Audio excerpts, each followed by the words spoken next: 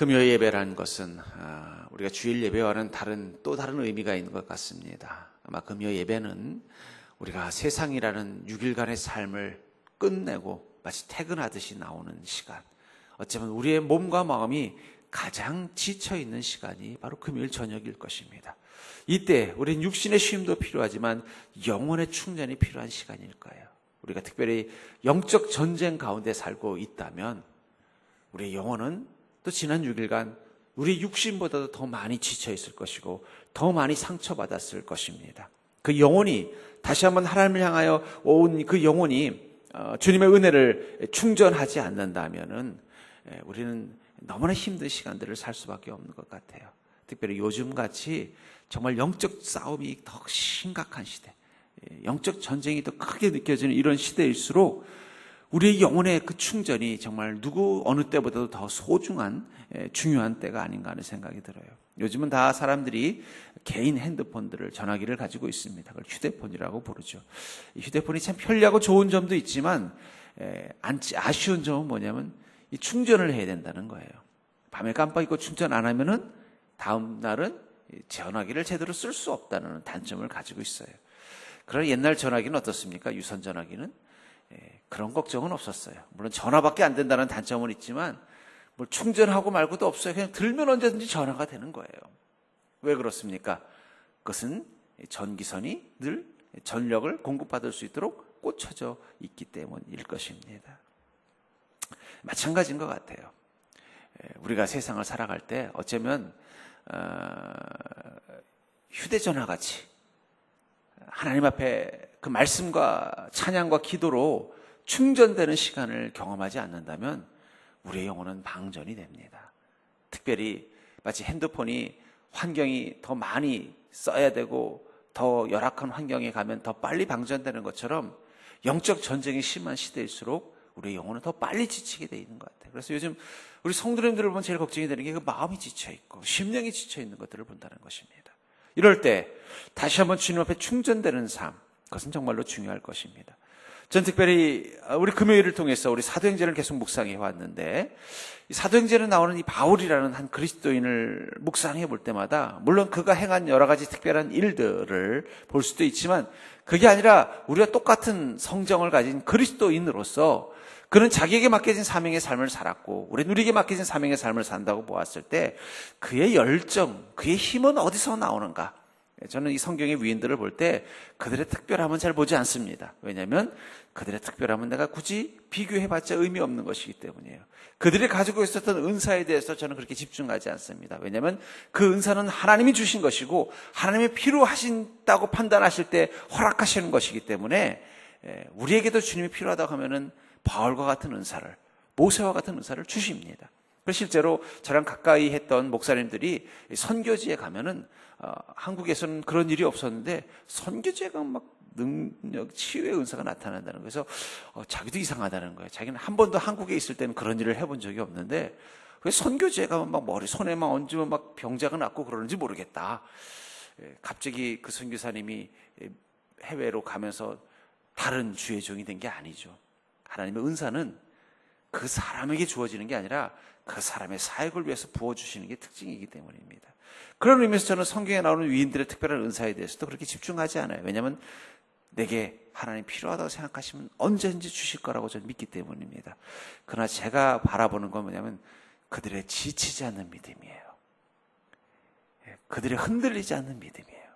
인생의 환난과 고난과 어려움 가운데서도 그들의 흔들리지 않는 그 믿음의 그 근원은 어디서부터 오는 것인가? 그것만은 배우고 싶더라고요. 저도 여러분들이 성경에 나오는 위인들을 통해서 지치지 않는 믿음, 흔들리지 않는 믿음, 남들 앞에서 놀랍다고 느껴지는 큰 믿음을 가진 인생이 되기를 주의 이름으로 축복합니다. 특별히 지금처럼 삶의 여러 가지 압박들, 어려움들, 문제들이 터지고 영적으로도 큰 어떤 전쟁 가운데 있는 것 같은 힘겨운 시간일 때 우리 안에 그 지치지 않는 믿음, 이 바울과 같은 열정 같은 믿음을 갖는 것은 정말 중요할 것 같아요. 바울이 어떻게 이렇게 많은 교회들을 세우면서 많은 일들을 행할 수 있었을까요? 그것은 그의 믿음이 굳건한 믿음이었으며 그 어떤 문제와 고난 가운데서도 흔들리지 않는 믿음을 가지고 있었기 때문일 것입니다. 그 비결이 무엇이냐는 거예요. 저는 오늘 본문의 이 말씀을 통해서 바울이 가지고 있었던 그 믿음의 열정, 바울이 가지고 있었던 그 믿음의 힘, 그것이 여러분들에게서도 경험되어 줄 수 있는 복된 인생이 되기를 축복합니다. 먼저 그가 그런 힘을 가질 수 있었던 것은 그가 바로 하나님과 함께하는 인생이었기 때문이라고 말하고 있다는 거예요. 10절을 보시면 내가 너와 함께 있음에 어떤 사람도 너를 대적하여 해롭게 할 자가 없을 것이니 이는 성중에 내 백성이 많음이라. 하나님이 뭐라고 말씀하고 있어요? 내가 너와 함께 있음에, 하나님이 직접 내가 너와 함께 있다라고 말씀하고 있다는 거예요. 함께 있으니까 어떻게 했다는 것입니까? 해할 자가 없다. 우리가 해함을 당하는 이유가 무엇일까요? 그것은 우리에게 적이 있기 때문이겠죠. 우리가 해함을 당하는 이유는 무엇일까요? 우리가 약한 존재이기 때문이에요. 여러분, 개들이 가끔씩 사람들 물잖아요. 근데 개도 아무나 물지 않아요. 나 같은 젊은 남자는 안 물어요. 약한 애들 물지. 왜 그럴까요? 지도 보고 자기가 물었다가 발에 채일 만한 어른한테는 안 덤빕니다. 나이 드신 할머니나 어린 애들한테 가서 물지. 왜 그러냐면 자기보다 강한 자에게는 안 덤비기 때문이에요. 왜 우리가 헤엄을 당하는 것입니까? 그것은 마귀의 눈에 우리가 어떻게 보이는 거예요? 약해 보이기 때문이라는 거예요. 가끔 공원 같은 데 가면요, 요즘 그래서 좀 많이 조용하지만은 옛날엔 개들을 풀어놓으면 어떤 개들은 애들 앞에 와서 사납게 짖는 경우들이 많이 있단 말이에요. 그럴 때 어린아이들 보면 와가지고 왕왕왕 그래요. 근데 짖으러 왔다가 그 개가 멈칫하고 돌아갈 때가 있어요. 어떨 때일까요? 그 어린아이 옆에 등치 큰 아빠가 서 있으면 감이 못 옵니다. 지 주인 옆으로 스르륵 가버리더라는 거예요.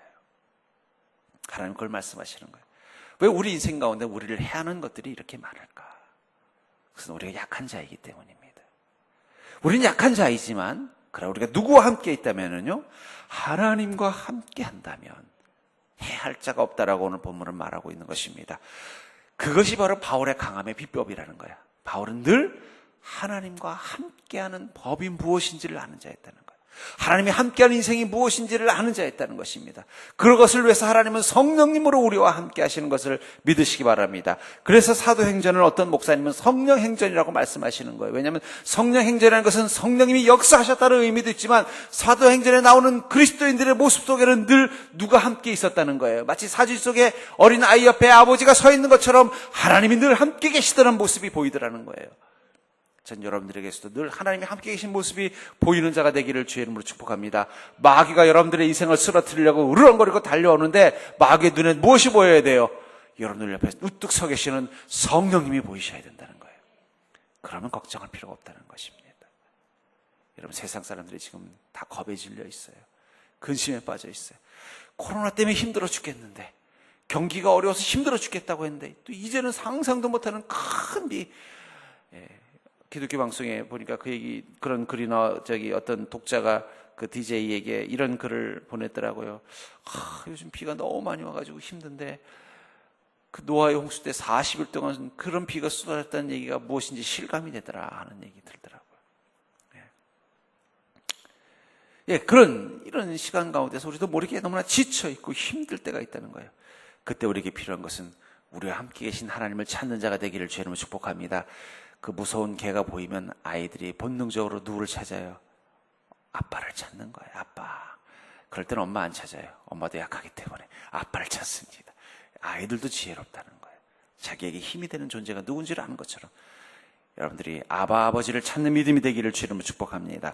그래서 시편 90편 2절부터 6절에 보면은 나는 여호와를 향하여 말하기를 그는 나의 피난처요 나의 요새요 내가 의뢰하는 하나님이라 하리니 이는 그가 너를 새 사냥꾼의 올무에서와 심한 전염병에서 건지실 것이미로다. 그가 너를 그의 깃으로 덮으시리니 내가 그의 날개 아래 피하리로다. 그의 진실함은 방패와 손방패가 되시나니 너는 밤에 찾아오는 공포와 낮에 날아드는 화살과 어두울 때 퍼지는 전염병과 밝을 때 닥쳐오는 재앙을 두려워하지 아니하리로다. 어떤 상황 가운데 있는 너예요? 밤에 찾아오는 공포를 경험하는 너, 낮에 날아드는 화살을 경험하는 너, 어두울 때 퍼지는 전염병을 경험하고 있는 너, 밝을 때 닥쳐오는 재앙을 경험하는 너는 두려워하지 않는 이유가 뭐라고 말하고 있어요? 하나님께서 너를 하나님의 깃으로 덮을 것이기 때문이다 라고 말하고 있다는 것입니다. 여러분, 세상 사람들이 지금 두려워하고 있습니다. 근심하고 있어요. 예전하고 달라졌어요. 제가 교회 욕하는 댓글을 6개월 전부터 일부러 봅니다. 코로나 교회에서 걸렸다. 그럼 막 처음에는 막 교회 욕들을 많이 하더니 요즘 댓글은 욕을 조금 덜 하고 있더라고요. 그래서 아니 갑자기 이 악플러들이 왜 신사가 됐나 했더니 그들도 겁을 먹기 시작한 거예요. 아이고 이 세상 돌아가는 거 보니까 하나님이 안 도와주시면 큰일 날 것 같다는 겁을 먹으니까 이제는 조금 교회 욕을 덜 하더라고요. 겁먹은 거예요. 그러나 우리는 겁먹을 필요가 없습니다. 왜요? 우린 누구와 함께 있기 때문이에요? 하나님과 함께 계시기 때문입니다. 성령님이 우리와 함께 계십니다. 그분을 의지하는 믿음이 있으면 됩니다. 그분이 우리를 은혜의 깃으로 덮어주기만 하면은요, 밤에 찾아오는 공포든 낮에 날아드는 화살이든 어두울 때 퍼지는 전염병이든 밝을 때 닥쳐오는 재앙이든 우리는 두려워할 필요가 없다라고 말하고 있다는 거예요. 그게 바로 다윗의 담대함의 비결이라는 거예요. 다윗이 배짱이 있고 배포가 큰 것은 날 때부터 그렇게 태어난 것이라서가 아니라 그는 무엇을 확신하고 있었기 때문이에요. 하나님이 나와 함께 하신다는 확신이 있었기 때문에. 그게 믿음이 주는 배짱입니다. 그리스도인이 배짱이 있는 거는 원래부터 배포가 커서 그런 게 아니라 믿음이 주는 배짱이 있기 때문이에요. 아이고 목사님 저는 날 때부터 소심했어요. 아유 목사님 저는 날 때부터 좀 이렇게 겁이 많았어요. 아유 목사님 저는요 밤길 무서워서 못 가는 사람이에요. 걱정하지 마십시오. 믿음이 있으면 두려울 게 없습니다. 여러분, 절대로 믿음이 있으면 두려울 게 없다. 여러분, 지금 믿음의 그 배포가 필요한 시절이에요. 믿음이 아니면 움츠러들 수밖에 없는 시간이라는 거예요. 지금은요 아무리 세상에 힘세고 용기 있고 배짱 좋은 사람도 겁에 질릴 수밖에 없는 상황이 됐다는 거예요. 밤에 찾아오는 공포처럼 낮에 날아드는 화살처럼 어두울 때 퍼지는 전염병처럼 밝을 때 닥쳐오는 재앙처럼 이제는 용기 있는 사람, 힘 있는 사람, 자신감이 넘치는 사람도 움찔을 걸을 수밖에 없는 이 시간에 우리를 강하게 만들어줄 수 있는, 우리를 배포 있게 만들어줄 수 있는 것은 오직 하나입니다. 그것은 하나님을 믿는 믿음밖에 없다는 거예요. 그게 그리스도인의 강함의 비결이라는 것입니다. 바울이 그렇게 담대할 수 있는 것은 그의 믿음의 힘이라는 거예요. 다윗이 그렇게 담대할 수 있는 것은 그의 믿음의 힘이라는 것입니다. 전 여러분들이 믿음의 배포를 다시 한번 회복하는 자가 되기를 주의 이름으로 축복합니다. 우리와 함께하는 성령을 믿는 믿음으로 그 배짱으로 살자고요. 내일을 생각하면서 걱정할 필요 없습니다. 하나님을 바라보십시오. 그 믿음으로 여러분들 내일을 근심하는 자가 아니라 내일을 향해 담대히 나가는 자가 되기를 주의 이름으로 축복합니다. 두 번째로 주님은 우리를 도움의 손으로 함께 하신다고 말씀하고 있는 것입니다. 오늘 말씀을 계속 이어서 보면은 내가 너와 함께 있음에 어떤 사람도 너를 대적하여 해롭게 할 자가 없을 것이니 이는 이 성 중에 내 백성이 많음이라. 이 성에는 두 종류의 사람이 있습니다. 바울을 해할 사람과 하나님이 보낸 백성이 있다고 말하고 있다는 거예요. 근데 중요한 건 이 성, 이 고린도 성일 것입니다. 이 고린도 성에 아마 어쩌면 바울은 처음 와보는 것 같아요. 아는 사람이 있어서 온 게 아니라 사명을 따라 가다 보니까 이 고린도까지 온 것입니다. 근데 이 고린도 땅은요, 이방인들의 땅이에요. 헬라인들, 로마인들이 많이 살던 땅입니다. 그 속에서 복음을 전한다는 것이 참 힘들고 낯설고 두려운 시간인데 주님 뭐라고 말씀하셨다는 거예요. 걱정하지 마라. 이곳엔 너를 해하려는 자도 있겠지만 내가 너를 지키기 위해서 보낸 나의 백성들도 있다라고 말씀하고 있다는 것입니다. 이 내 백성이라는 것은 하나님의 사람이죠. 옛날에 군대는요, 지금처럼 소위 말하는 늘 군대가 모집되어 있는 게 아니라 전쟁이 터지면 백성들을 향해서 소집령이 내려요. 소위 말하는 모집병이라고 그래서 전쟁이 나면은요, 몇 세부터 몇 세까지 장정들은 다 모여라. 아니면 마을에서 몇 명씩 다 모여라. 그러면 그 왕의 백성들 중에 일하다가도 왕이 소집하면 어떻게 돼요? 곡괭이 내려놓고 창 가지고 칼 들고 갑옷 입고 왕의 명령을 따라 적과 싸우러 가야 되는 거예요. 이 내 백성이라는 말은 그냥 하나님의 보호하신 가운데 있는 존재가 아니라 뭐예요? 하나님이 명령하시면 언제든지 무장할 수 있는 자, 하나님의 명령을 수행할 수 있는 준비가 된 자들을 뜻하는 이 단어라는 거예요. 그 말은 무엇입니까? 우리가 사는 이 고린도와 같은 곳, 우리를 해하는 자들이 있고 우리에게 낯설은 이곳, 죄와 우상이 가득한 이곳이지만 우리를 위해서 하나님이 누구를 준비하셨다는 거예요? 하나님의 군대를 준비하셨다는 거예요. 열왕기상 19장 18절에 보면은 엘리야가 바알과 아세라와 영적 싸움 가운데 있었습니다. 그때마다 여전히 싸우면서 승리를 했지만 결과는 더 힘들어지고 지치고 탈진해서 죽기를 청하는 그를 향해서 주님께서 이렇게 말씀하시죠. 열왕기상 19장 18절에 보면 그러나 내가 이스라엘 가운데 7,000명을 남기르니 다 바알에게 무릎을 꿇지 아니하고 다 바알에게 입맞추지 아니한 자니라. 어쩌면 엘리야가 사명을 감당하다가 지친 이유 중에는 물론 애를 쓰고 썼는데도 결과가 시원찮아서 그런 것도 있지만 어느 순간 외로운 거예요. 아합과 이스라엘, 그 죄에 빠진 이스라엘, 그리고 이세벨이라는 그 잔인한 여인, 그들 앞에서 자기가 혼자 싸우고 있는 것처럼 느껴진 거예요.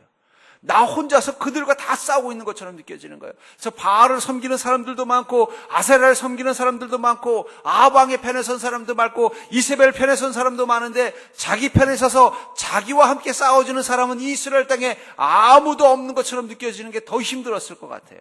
사람이 가장 극단적으로 힘들면요, 자기가 혼자인 것처럼 느껴져요.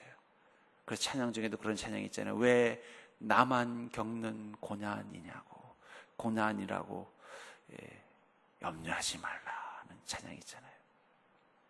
그게 뭐냐면 우리가 어떤 마음의 극단까지 밀려가면 자기 혼자서 인생을 싸우고 있고 혼자서 인생을 살아가는 것 같고 내 주변에는 나를 헤아리는 사람들이 나를 다 에워싸고 있는 것처럼 느껴진다는 거예요. 근데 그런 이 엘리야의 그 낙심하는 마음 가운데 뭐라고 말하고 있어요? 내가 이스라엘 가운데 7,000명을 남겨놨다. 너 혼자 싸우는 거 아니라는 거예요. 너와 함께 싸울 7,000명의 바알과 아세라에게 절을 하지 않은 나의 사명자들이 함께하고 있다는 사실을 기억해라.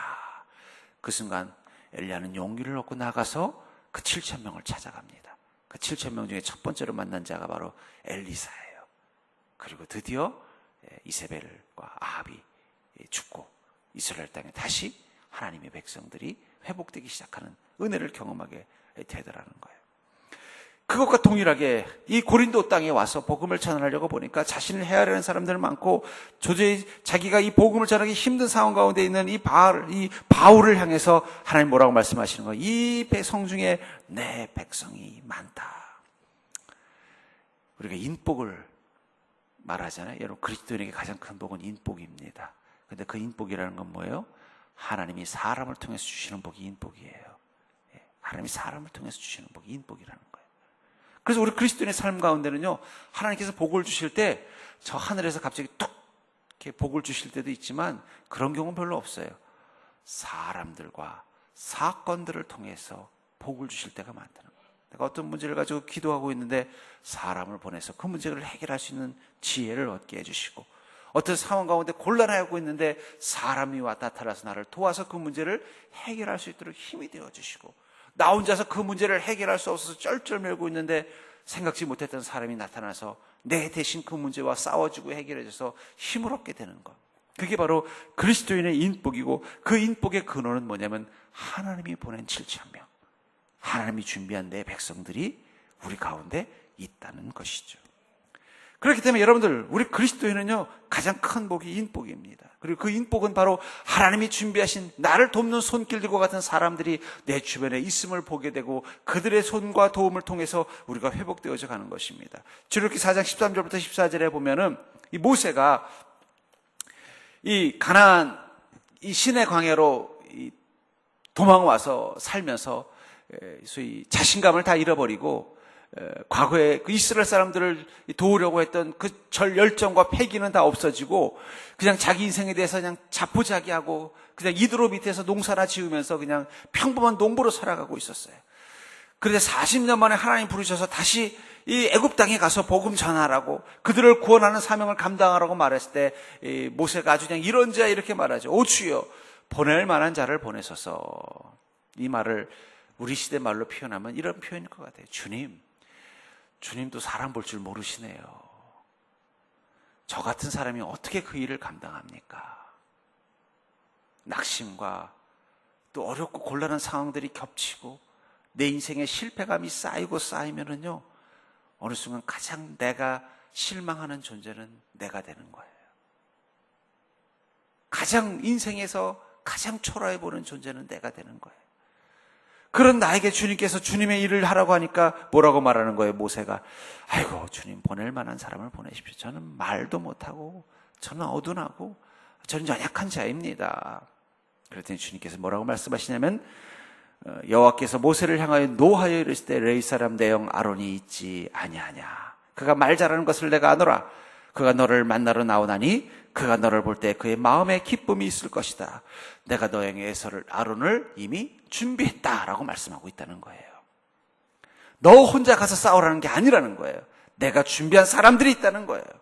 그들과 함께 싸우라는 거예요. 여러분, 우리 인생의 문제, 그 문제와 하나님이 싸우라고 명령하실 때 여러분 혼자 싸우라고 하지 않습니다. 싸울 수 있도록 사람들을 보내줍니다. 함께 기도하는 사람들, 격려해주는 사람들, 내게 지혜를 주는 사람들, 내게 용기를 주는 사람들. 그러나 그것은 사람이 아니라 하나님이시죠. 하나님이 그 7,000명을 통해서 우리 가운데 하시는 거예요. 열왕기상 17장 12절부터 14절에 보면은 이 사르밧 지역에 살던 한 과부가 있었어요. 어떻게든 자기 아들하고 혼자 몸으로 살아보려고 발버둥 쳤지만 이제는 도저히 그 오래된 이 가뭄 기근 가운데서 살 길이 막막해진 거예요. 이제 꾸닥꾸닥 꿀 데도 없고 얻을 데도 없고 이제는 오빠네 집에 가서 빌 붙을 수도 없고 이제는 아들하고 굶어 죽는 수밖에 없는 그 순간, 저녁 밥 한 공기 해먹을 밥밖에 없는 그 순간 그녀는 모든 걸 자포자기합니다. 그래, 이런 상황에 우리 하나 죽어가면은 누구 하나 뭐 쳐다볼 사람도 없고 오히려 우리 죽는 게 더 편하겠다. 더 이상 이제 남들 앞에서 초라한 모습 보이기도 싫고 차라리 죽는 게 낫지 하는 마음으로 마지막 식사를 하려고 준비하고 있을 때 하나님이 누굴 보내셨어요? 엘리야를 보내셨다는 거예요. 어떤 분들은 엘리야를 하나님 하필이면 왜 그때 보냈을까? 근데 중요한 건 엘리야가 중요한 게 아니라 그녀 때문에 보낸 거예요. 하나님은 엘리야를 위해서 사르밧 여인을 보낸 게 아니라 사르밧 여인을 위해서 엘리야를 보낸 것입니다. 이 사르밧 여인이 어떤 때예요? 자기 인생에 이제는 모든 걸 포기할 수밖에 없는데 자기 힘으로는 자기 인생의 이 문제를 해결할 능력이 없는 그때 하나님은 엘리야를 통해서 그녀가 그 문제를 이겨낼 수 있도록 만들어주시죠. 그래서 이렇게 하지 않습니까? 이스라엘 하나님 여호와 말씀이 나 여호와가 비를 지면에 내리는 날까지 그 통에 가루가 떨어지지 아니하고 그 병에 기름이 없어지지 아니하리라 하셨느니라. 하나님은 사람을 통해서 하나님의 살아계심을 보여주신다라고 말하고 있다는 거예요. 그런 의미에서 여러분들 주변에 여러분들을 도우려고 보내신 7,000명이 있다는 것을 믿으시기 바랍니다. 여러분들을 돕기 위해서 보내신 엘리야가 있다는 사실을 기억하시기 바랍니다. 그들이 여러분들에게 내가 바로 하나님이 보내신 엘리야요, 내가 바로 하나님이 보낸 그 7,000명이라고 말하지 않지만 결과적으로는 여러분들 하나님이 약속하신 일들이 여러분들의 삶 가운데 일어날 수 있도록 돕는 손길들이 되어졌다는 사실을 기억하셔야 돼요. 여러분들에게는 아직 7,000명이나 있습니다. 하나님의 은혜를 주기 위해서 보내신 준비하신 내 백성들이 있다는 거예요. 그것을 한번 되새겨 보십시오. 제가 감사 통장을 나누자는 건 그거예요. 여러분들이 지금 정말 아무도 도울 자가 없는 곤고한 시간인가? 여러분들 혼자 힘으로밖에 살아갈 수 없는 정말 힘들고 어려운 시간인가? 하나님은 나와 함께 계시지 않아서 내 인생은 이렇게 어렵고 힘들게 만들고 계시는가? 그런 의문이 드는 이 시간에 감사 통장을 꺼내면요, 오늘도 내가 만난 그 7,000명, 오늘도 내가 만난 그 엘리야, 오늘도 내가 만난 하나님이 보내신 하나님의 백성들이 있었다는 사실을 깨닫게 된다는 거예요.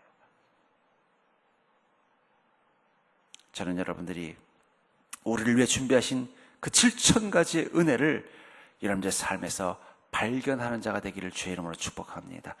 분명한 건 여러분들 인생의 고난 한가운데서도 그리스도인들은 여전히 하나님이 준비하신 은혜를 발견할 수 있다는 거예요. 어쩌면 지금이 그 은혜가 더 분명하고 선명하게 경험되어질 수 있는 때예요. 그러려면 어떻게 해야 될까요? 하나님께 온전히 내 마음을 열고 주님의 은혜를 구하면서 주님이 내게 주신 그 약속을 소망하는 마음을 가지고 하루로 내 삶 가운데 하나님이 준비하신 은혜를 묵상하고 발견하면서 살아가는 것입니다. 혹시 여러분들 중에 정말 지금 내 상황이 마치 그 사르밧 여인처럼 이제는 코너로 몰려서 더 이상 살 길이 막막한 빈 쌀독을 쳐다보는 그 마음 같으라면은, 또 엘리야처럼 이제는 도망가다가 그 로뎀나무 광야 아래에서 이제는 더 이상 피할 곳도 갈 곳도 없고 차라리 여기서 목매달아 죽는 게 그나마 낫겠다, 덜 수치스럽겠다는 마음이 드는 그 순간을 경험하고 있다면 지금 여러분들에게 필요한 것은 하나님이 준비하신 그 7천 명이 나에게 있다는 사실을 기억하는 것입니다. 이순신 장군이 한 유명한 말이 있죠. 무슨 말이에요? 신에게는 아직도 12척의 배가 있사옵나이다. 예. 근데 절대로가 나에게는 아직도 7천 개의 은혜가 남았다. 믿으시기 바랍니다. 하나님 뭐라고 말씀하셨어요? 걱정하지 말아라. 이 성에는 너를 해하려는 자도 있지만 내 백성도 많다. 너를 도울 7천 명을 내가 준비했다는 거예요. 여러분들에게 아직도 7천 가지의 은혜가 남았습니다. 그거 다 쓸 때까지는 안 죽어도 돼요. 그거 다 쓸 때까지 망하지 않습니다. 그거 다 쓰고 죽어야죠. 이왕 죽으려면 다 쓰고 죽어야죠. 이왕 망하려면 다 쓰고 망해야죠. 그거 남겨놓고 망하면 억울하잖아요. 그렇잖아요. 여러분들은 아직도 주님의 은혜가 7천 가지는 남아있다는 것을 믿고 그것을 기대하고 소망하는 마음을 가지고 여러분들을 해하려는 문제가 아니라 하나님이 주신 약속을 보는 믿음의 눈이 있기를 주의 이름으로 축복합니다. 마지막으로 그렇기 때문에 우리는 두려워하지 않고 침묵하지 않고 말하는 모습으로 오늘을 살아야 한다는 거예요. 하나님께서 이 바울에게 이렇게 말씀하시죠. 두려워하지 말며 침묵하지 말고 말하라. 왜 두려워하지 말고 침묵하지 말며 말하라고 말씀하셨을까요? 바울 목사님이 이 고린도에 온 이유는 뭐예요? 복음을 전하고 선포하는 것입니다. 예수 그리스도를 선포하기 위해서 온 거라는 거예요. 그걸 선포하려고 보니까 어떻게 돼요? 이 선포했다가는 사람들이 더 자기를 해하려 할 것이고 더 자기 말을 들어주지 않을 뿐만 아니라 여기는 도저히 이 복음을 전할 만한 곳이 아니라는 정말 막막한 그런 상황이라는 거예요. 근데 뭐라고 말하는 거예요? 두려워하지 말아라. 침묵하지 말고 너의 믿음대로 네가 해야 할 일들을 하라고 말씀하는 거예요. 바울 목사님이 고린도에 온 이유는 그분이 가지고 있는 그 믿음을 따라 해야 할 일이 무엇이기 때문이에요? 예수 그리스도를 선포하는 일이기 때문이에요. 자신이 가지고 있는 믿음의 확신을 선포하는 것입니다. 그것을 하라고 말씀하고 있다는 거예요. 여러분들, 우리가 이럴수록 우리에게는 두려워하지 말고 침묵하지 않고 선포하는 믿음이 필요한 줄 믿습니다. 여러분들의 믿음을 고백하십시오. 여러분들의 믿음의 삶을 선포하십시오. 여러분들, 그리스도인은요, 이 선포하는 믿음으로 사는 자예요. 선포하는 믿음이 뭐라는 거예요? 그것은 바로 이루어질 것을 믿는 믿음으로 사는 자예요. 믿음은 바라는 것들의 실상이요, 보이지 않는 것들의 증거다. 그러니까 믿음으로 산다는 건 뭐예요? 바라는 것들이 이루어진 것을 믿는 것이고, 믿음으로 산다는 것은요, 보이지 않는 것을 본 것처럼 말하면서 사는 거예요. 그럼 거짓말쟁이일까요? 안 이루어지면 거짓말쟁이죠. 이루어지면요, 그건 선견자가 되는 거예요. 거짓말쟁이와 선견자의 차이점은 뭐냐면, 안 이루어지면 거짓말쟁이고 이루어지면 선견자입니다. 미국의 앨런 머스크라는 유명한 사람이 있어요. 그 사람은 이 전기차를, 테슬라라는 전기차를 개발한 사람입니다. 근데 그 테슬라라는 전기차를 만들 때 처음 만들어 놓고 이보십시오. 내가 이런 차를 만들었으니 사십시오. 그런 게 아니라 나는 이런 차를 만들 겁니다. 전기로만 가는 차. 전기만 있으면 충분히 달릴 수 있는 차. 그래서 전 세계 모든 자동차들이 다 전기로 돌아가는 차를 만들겠습니다. 여러분들 그런 저의 이 계획에 투자하십시오. 그런 거예요. 투자를 하라는 거예요. 근데 중요한 건 투자자들이 그 말을 듣더니 믿어지는데 하고 투자를 했어요. 그래서 투자를 했는데 이게 그 차가 안 나오는 거예요. 1년이 지나고 2년이 지나고 몇 년이 지났는데도 제대로 된 자동차가 안 나오는 거예요. 그러니까 막 사기꾼이라는 소리도 있고 또 투자를 회수한 사람도 있고 그래도 끝까지 믿어보자는 사람도 있고 거기다 갑자기 더 엎친 데 덮친 격으로 더 전기차를 만들 수 없는 그런 어려운 상황 가운데 됐는데도 정신을 바짝 차리고 우리는 그런 차를 만들 수 있다. 그럼 드디어 그 차를 만들어냈어요. 그랬더니 순식간에 그냥 그 차가 대박이 나가지고 미국 사람들이 벤츠나 BMW보다 그 사람의 전기차를 더 많이 산대요. 전 세계에서 가장 부자 자동차 회사가 토요타가 있는데 토요타보다 더 부자 자동차 회사가 됐다는 거예요. 그게 순식간에 일어났다는 거예요. 근데 그 일이 일어나기 전에 어떤 일을 했다는 거예요? 내가 이런 차를 만들 겁니다. 나는 반드시 만들 것입니다. 그 차를 만드는데 여러분들이 투자자가 되십시오. 그럼 나중에 여러분들 대박 날 겁니다. 그 말을 믿은 사람들이 있었다는 거예요. 여러분 세상도 어떤 것을 믿을 만한 것이 생기고 그 믿는 것이 이루어지면요 기적이 된다면 그건 사람의 힘을 믿는 것이고요. 그 사람의 지혜와 능력을 믿는 것이지만 우리는 누구를 믿는 거예요? 하나님을 믿는 거예요.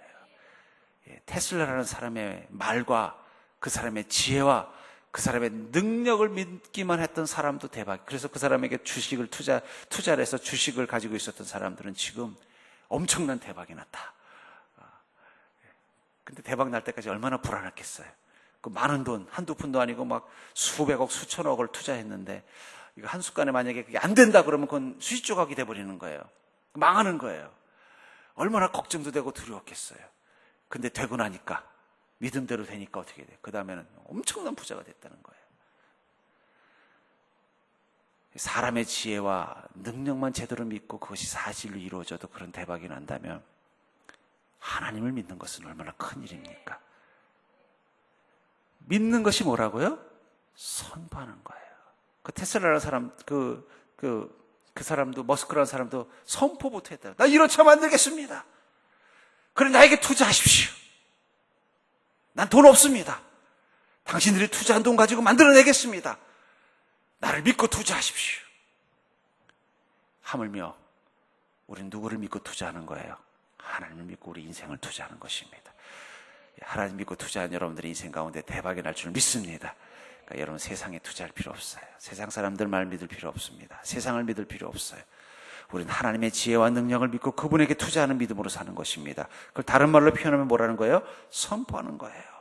하나님이 이렇게 말씀하셨다면 그것이 이루어질 줄 믿습니다. 하나님이 그렇게 약속하셨다면 그것이 약속이 이루어질 줄 믿습니다. 저는 지금도 우리 교회를 땅 밟기기도 합니다. 지금도 옛날에 처음 왔을 때만큼 자주는 아니지만 지금도 가끔씩 교회를 한 바퀴 돌면서 기도를 해요. 제가 처음 부임해 왔을 때는요, 처음 와서 매일 땅 밟기 기도를 했어요. 땅 밟기 기도하면서 주님, 이 교회를 부흥케 해 주시옵소서. 이 교회의 이 혼란과 혼돈을 잠재워 주시옵소서. 주님, 저 뒤에 있는 저 폐가들을 다 없애 주시옵소서. 그랬더니 하나님께서요, 제가 여러분들이 보기에는 목사님 너무 좀 너무 독선적이다라고 할 수 있지만 하나님이 폐가들을 다 없애주고 옆에다가 멋진 빌라를 지어주고 옆에다가는 주차장 부지를 만들어 주셨어요. 그러더니 주변에다가 20층짜리 빌딩들을 만들어 주시고 제가 계속 기도했더니 고덕에 15만 명이 들을 수 있도록 타운도 만들어 주셨습니다. 저는 그렇게 믿습니다. 그래서 계속 땅 밟기 기도하고 있어요. 주님, 빨리 우리 교회가 꽉 차게 해주십시오. 주님, 우리 교회가 과거에 하나님께서 주신 놀라운 꿈, 저는 과거에 우리 교회가 가지고 있었던 요람을 다시 볼 때가 있어요. 옛날 요람들을 이렇게 보면은 거기 교회가 처음 시작될 때부터 일어난 일들을 보면 거기 제 눈에 띄는 게 뭔지 아세요? 두 가지. 하나는 은혜 중고등학교를 만들었다는 거.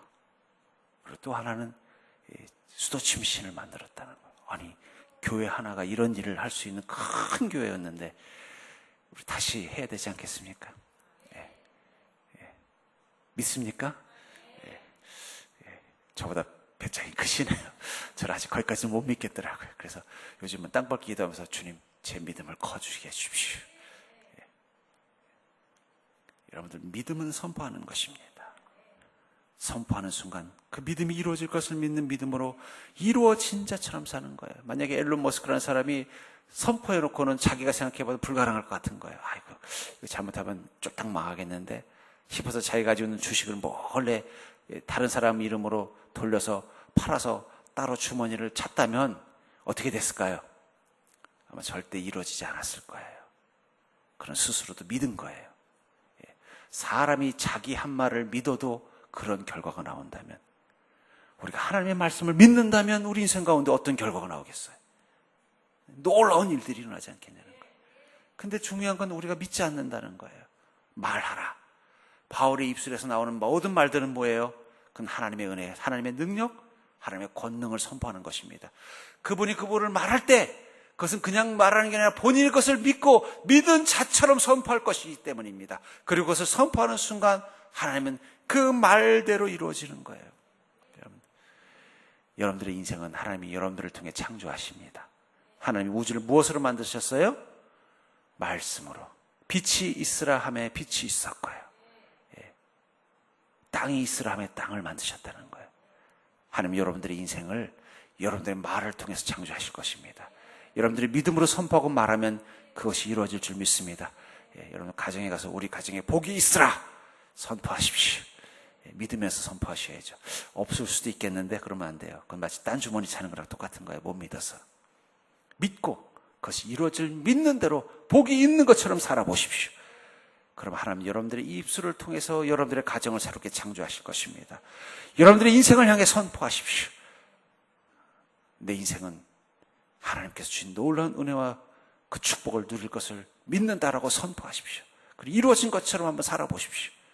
그럼 어떻게 될까요? 하나님 여러분들의 입술을 통해서 여러분들의 인생을 새롭게 창조하실 것입니다. 그게 선포의 능력이라는 거예요. 그런 의미에서 여러분들, 우리는 큰 믿음을 갖는 게 필요해요. 큰 믿음을 가지면은요, 두려울 것이 없습니다. 제가 전에 바닷가에 항구에 갔는데 엄청나게 큰 여객선이 들어오더라고요.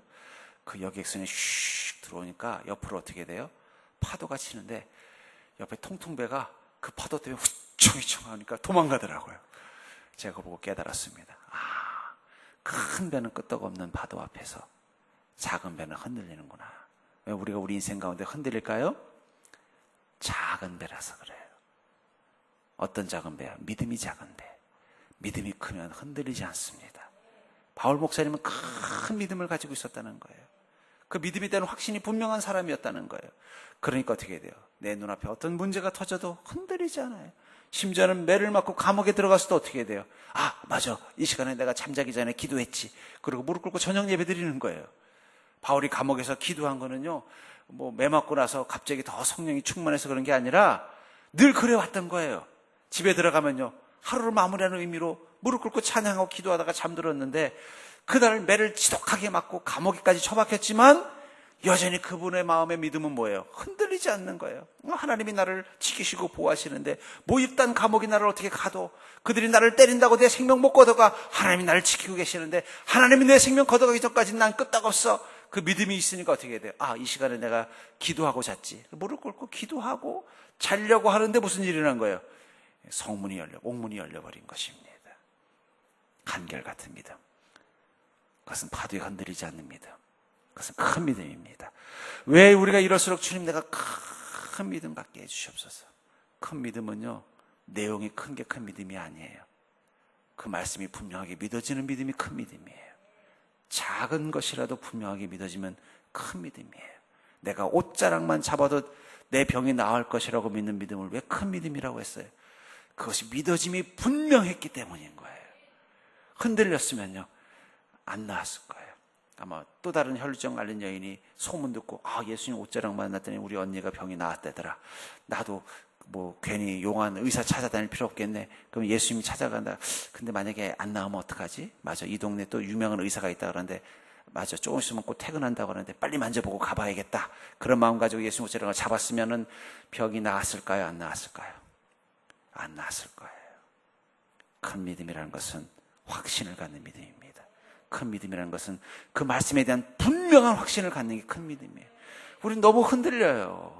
믿음이 있다고 하지만 조금만 파도가 치면요, 이거 안 되는 거 아니야. 하나님이 안 들어주시는 거 아니야. 하나님께서 안 되는 걸 괜히 말씀하신 거 아니야. 막 조급해가지고 안다라고 그냥 망설이고. 그러면요, 아무리 옷자락을 아니라 예수님 멱살 잡아도 아무 일 안 일어날 거예요. 하지만 정말 흔들리지 않는 분명한 믿음, 그것이 믿어지고 그것을 선포하고 선포된 대로 이루어질 것을 믿는 믿음 가지고 주님 앞에 서면은요, 그냥 옷자락만 잡아도 해결되는 거예요. 그냥 말씀 하나로 모든 게 해결되는 거예요. 기도 하나로 모든 게 해결되는 거예요. 저는 큰 믿음을 가진 자가 되기를 주의 이름으로 축복합니다. 여기서 바울 목사님은 1년 6개월 동안 이곳 고린도에 있으면서 복음을 전했다고 말하고 있어요. 이 고린도 교회는 참 중요한 교회예요. 결국은 어쩌면 로마라는 지역에 복음이 전해지고 로마 교회가 세워지는데 가장 큰 공헌을 했던 것은 이 고린도 교회가 아니었을까 하는 생각이 들어요. 이 고린도라는 곳은 무역 도시였기 때문에 아마 로마에 있는 사람들, 또 그리스에 있는 사람들, 이런 사람들이 많이 와서 함께 접촉하는 곳입니다. 이곳에서 복음 받아들이고 로마로 가서 거기서 또 교회를 세운 사람들이 또 로마 교인이 됐을 확률도 높아요. 그러나 그 교회가 처음 시작될 때는 어떻게 했다는가? 아무것도 없는 막막한 그곳에서 바울 목사님은 주님을 의지하는 믿음 하나 가지고 담대하게 그곳에서 1년 6개월 동안 매일매일 흔들림 없이 하나님의 힘을 의지하면서 복음을 전하자 교회가 세워지고 위대한 교회가 되었던 것처럼 지금 여러분들에게 필요한 것은 무엇일까요? 그것은 한결같이 흔들리지 않는 믿음으로 서는 것입니다. 이제 뉴스는 조금 보셔도 돼요. 어차피 봐봤자 맨날 했던 얘기 또 그 얘기예요. 정치도 보면 했던 얘기 또 하고, 경제도 했던 얘기 또 하고, 코로나도 맨날 했던 얘기 또 하고, 뭐 달라진 게 하나도 없어요. 그거 보지 마시고 차라리 말씀을 보십시오.